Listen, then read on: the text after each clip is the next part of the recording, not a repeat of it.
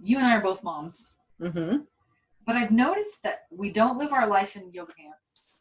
Well, I mean, unless I'm leaving the gym. Like, we don't Yes. have a caffeine drip. No. And we don't leave our hair in top knots every day.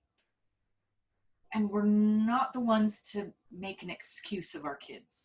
Right. So we're not the ones that are going to say, hey, because I'm a mom, I am a hot mess and I've earned it. Yeah. I think there's a room for more, right? Without trying to offend anybody, I think if we use our kids as an excuse, we're always going to be held back. But I think we can take charge of our own life in a different way and be able to say, I'm a mom and I have earned ... Yeah. I am a mom and, not I am a mom, but I'm a mom and. Let's pull up our pencil skirts here. Yeah. I mean, or your yoga pants, but just or your yoga pants. Make sure that you're wearing them because you just worked out. But let's take charge of our life instead of making excuses for ourselves. Yes. All right. So I'll admit, you can still wear yoga pants. Thank you. And take charge of your life. Here's the thing. The wearing yoga pants, because it doesn't remind you that your body is changing in a negative way. And wearing yoga pants because it takes too much effort to put something better on. That's the reason not to. Yeah. If you're wearing yoga pants because you just left the gym or you're heading to the gym, or because you're, that's kind of the only reason I wear them, but I'm not trying to judge. I'm just saying, like, that's what they're for. It's for exercising. Yeah, but the people that live in the yoga pants, because I know there's a lot of them, and they do it because putting on jeans and they get tighter and tighter and tighter. It's an instant reminder that something is wrong, and they would rather stick their heads in the sand and pretend it's not happening. Yeah, they're not willing to say either I need to do something about this or I need to embrace the change. Yeah. And so we tend to do it out of laziness rather than functionality. And that's really the point, isn't it? Mm-hmm. Laziness, not good. Function, great. But if you're doing things because it's lazy, we can do better than that. We can do better. We can do better than that. You are better than that. Stop it. And we are. Stop it. We can totally handle it. One of the things that I see being a big excuse as a professional organizer is this idea of, in order for me to be organized, I have to be perfect all of the time. Right. I have to have a perfect house. It can never look like a mess, because then what will people think of me? You know, if I've hired a professional organizer, if I work with a professional organizer and somebody comes over to my house and my house is a mess, what will they think of me? Like, I will never hear the end of it. And so we think that perfectionism has to reign in order for us to do something. We have to be perfect now. We can't perfect ourselves over a course of time. We expect perfection now. Well, if you're a professional organizer, why would your house not be in perfect little lines and cubbies? Because life. Oh my word. I get the same exact thing. I posted, you know, the Facebook throwback pictures. Yes. I reposted one, and it was me at a jazz game eating a piece of pizza. Awesome. With my family. Awesome. You wouldn't believe the comments. Oh, mercy. I was like, I eat pizza. Well, I don't anymore because I figured out wheat and I aren't friends. But I'll eat pizza that's not on wheat crust. But I will eat a cookie. I will eat a donut. I don't do it every day. Right. But every time I do, people act like it's the crazy. They're like, what in the world? Yeah, life. Yeah. Well, and one of the most popular posts I ever made on my Facebook page was me standing in front, wearing my grubbies, standing in front of a pile of laundry to show people that I have the same life as everybody else. I have kids, I have a husband, I have a job, I have everything that goes into life.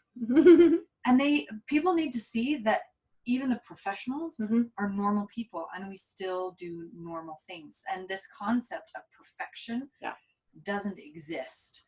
Not even in my life, not even in how I run. Like, do I make my bed every day? Nope. Do I throw pillows, get on my bed every day? Nope. Like, you know, do I still have things on my kitchen counter? Yep. But here's the thing, like, perfectionism is always a swear word in my book. Perfect is a swear word in my book, because it doesn't matter who you are. Nobody is going to be perfect. Right. Right. Nobody. But there's a difference between that and laziness. Yes. Right? Yes. So life happening often is the excuse for being lazy. I'm going to give up. Yeah. Well, my life is just a mess. So it's just my life. No, that's an excuse. That's choosing the lazy path, not choosing the proactive path. So life happens, as in you get behind on laundry and the mountain grows, but then what happens? You go and handle it. You don't just But you have a system in place. Right? And that's the difference. If you have a system in place to be able to handle it. So you went to the Jazz game and you ate pizza and a donut, maybe in the same week. But does that mean you have to throw your towel in and say, oh, I'm done? Yeah. No, you have a Might system. as well not work out anymore because I blew it. But you have a process. You have a system to get back into it. And you know that you didn't just shoot yourself in the foot because you made a certain choice one day. You can get right back at it. And don't you feel like those are conscious choices you make too? Absolutely. Even if your house is a mess, it was a conscious choice to say, I'm not going to worry about the dishes today. I'm going to focus over here. Yep. It wasn't, yep. Oh, how'd that get there?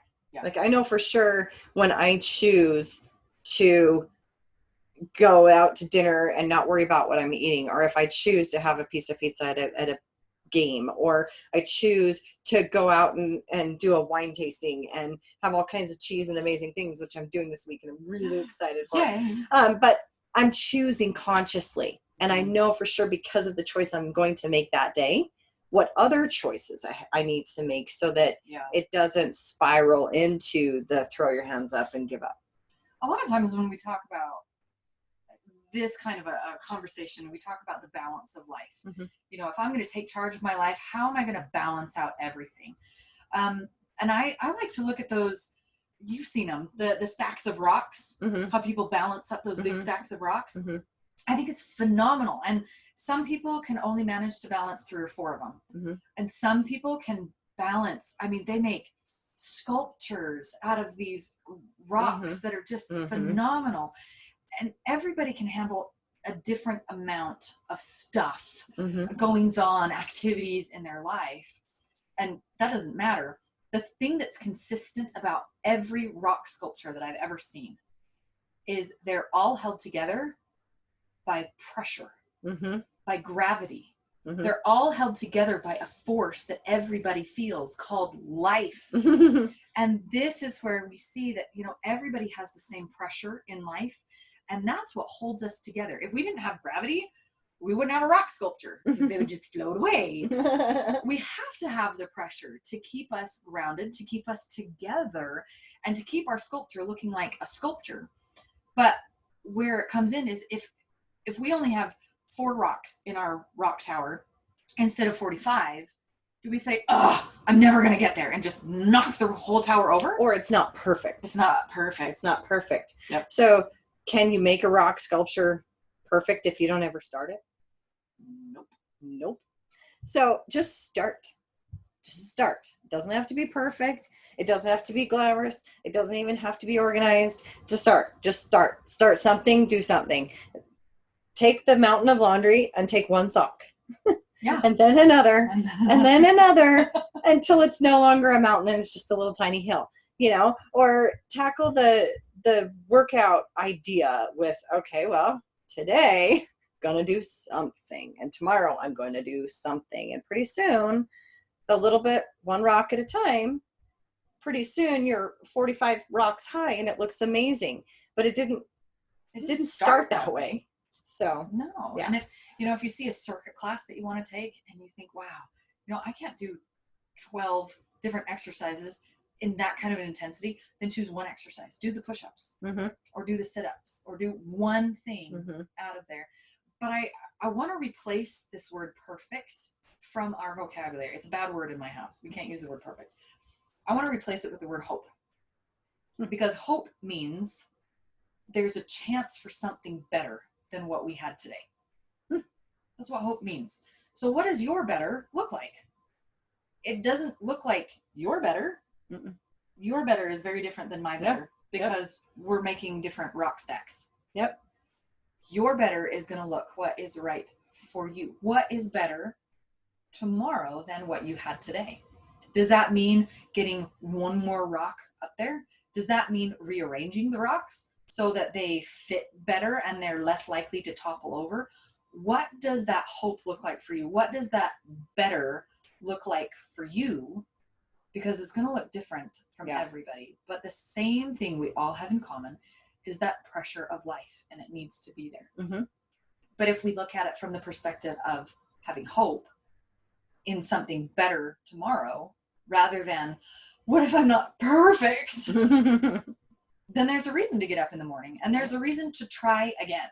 Yep. There's a reason to tackle that laundry. There's a reason to take one more step, to do one more set of push-ups, to do one more set of squats, to do whatever it is. If we attack it from a place of hope rather than perfect. So are we going to take that chance to improve our life by saying, I can make this better? Or are we going to push over a rock stack because it's not perfect? Well, you have to remember, the only person that you can really compare yourself to is yourself. So if you're comparing yourself to who you were yesterday and you're doing just a little better, or you've done just a little more, or you've taken one step farther than you did yesterday, congratulate yourself. If you've taken a step back from where you were yesterday, if you slipped backward a little bit, if you're not doing quite as well as you were yesterday, it's a good opportunity to say, well, I already did that. I'm already capable of that. So now I can aim for that. And then the next day I can try to move on from there. But it doesn't have to be perfect every time. It doesn't ever have to be perfect. What it has to be is something better than what you're doing now. Yep. Doing something. Just start. Do something. Just take an action. So I guess that's our homework for this week, is to find something that you've given up on, that you think is impossible, that you know, I would have to be perfect in order to do that.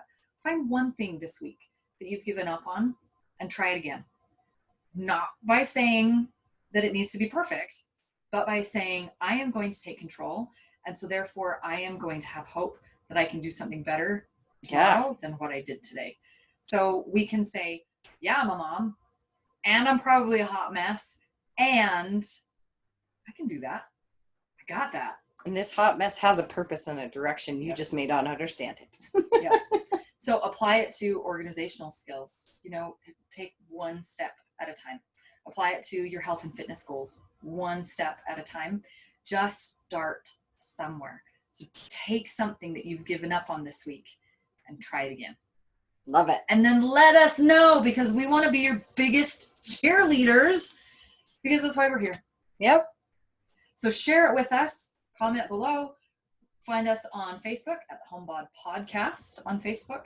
Find us on YouTube. Anywhere you're listening to us, communicate with us. Talk to us. Let us know how things are going so we can cheer you on, because it's so much more fun to do it with a friend.